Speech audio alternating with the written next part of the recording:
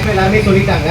So ஒரே ஒரு கேள்வி டிஎன்பிஎஸ்சி தேர்வாணையத்தை கேட்கக்கூடிய ஒரே ஒரு கேள்வி என்னன்னா, நம்மளுடைய ஒரு கேள்வி நமக்கு பாடத்திட்டம் வந்து நம்ம கேள்வி கேட்டிருந்தாங்க குரூப் ஒர்ல சிலபஸ் அடிப்படையில் கேட்டிருக்காங்களாங்கிறது நம்ம கேள்வி கிடையாது. சிலபஸ் அடிப்படையில் தான் கேட்டிருக்காங்க. ஆனால் 10ஆம் வகுப்பு தரப்பில் கேட்டிருக்காங்களாங்கிறது தான் நம்மளோட மெயின் கேள்வி.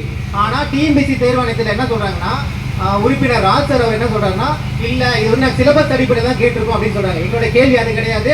கிளியரா சொல்றோம், சிலபஸ் அடிப்படையில் நீங்க கேட்டிருந்தமே கூட நீங்க நோட்டிபிகேஷன்ல மென்ஷன் பண்ணிருக்கிறது 10ஆம் வகுப்பு தரம். அப்ப 10ஆம் வகுப்பு தரப்புல நீங்க கேள்வி கேட்கவே இல்லை. நீங்க நோட்டிபிகேஷன்ல 10ஆம் வகுப்பு தரம் மென்ஷன் பண்ணிருக்கீங்க. ஸோ ஒரு ஸ்டூடெண்ட்ஸ் வந்து படிக்க வராங்கன்னா ஒரு குரூப் 2 படிக்கலாமா, குரூப் 1 படிக்கலாமா, குரூப் 4 படிக்கலாமாங்கிறது அவன் பார்ப்பான். கேள்வி வந்து ஓகே 10ஆம் வகுப்பு தரம், ஓகே நம்ம வந்து குரூப் 4க்கு தான் நம்ம போக முடியும். ஸோ அதனால நம்ம அந்த எக்ஸாம் அப்ளை பண்ணலாம். 100 ரூபாய் பணம் கட்டி ஒரு எக்ஸாம் அப்ளை பண்ணி எழுதுறான். அவனுக்கு 10ஆம் வகுப்பு தரப்புல ஒரு கேள்வி வரல. அதாவது நீங்க என்ன சொன்னீங்களோ அந்த பேட்டர்ல எனக்கு கேள்வி வரல. அப்ப நீங்க சொன்ன பேட்டர்ல கேள்வி வரலைன்னா திரும்ப என்ன பண்ணுவீங்க, அதுக்கு உண்டான ரீ எக்ஸாம் வைக்கணுமா இல்லையா? ஸோ நம்ம கேள்வி புரியுதுனா இல்லையா?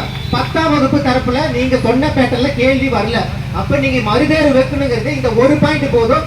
இங்க இருக்கிற எல்லாருமே ஒரு 13 லட்சம் பேர் அப்ளை பண்ணிருப்பீங்களா? ஒரு 10 லட்சம் பேர் 100 ரூபாய் பணம் கட்டியிருப்போம். கிட்டத்தட்ட 10 கோடி ரூபா.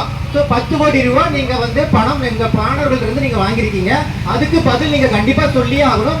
இதை கடந்து நீங்க குரூப் 4 ரிசல்ட் ரிலீஸ் பண்ணீங்க அப்படின்னா எந்த 10 கோடி நீங்க முறைகேடு பண்ண மாதிரி நாங்க எடுத்துப்போம். இந்த ஒரே ஒரு கேள்வியே போதும் உங்களுக்கு மறுதேர்வு வைக்கிறதுக்கு. வேற ஒன்றும் இல்லை, இது எல்லாமே சார் பேசிட்டாங்க. மிக்க நன்றி.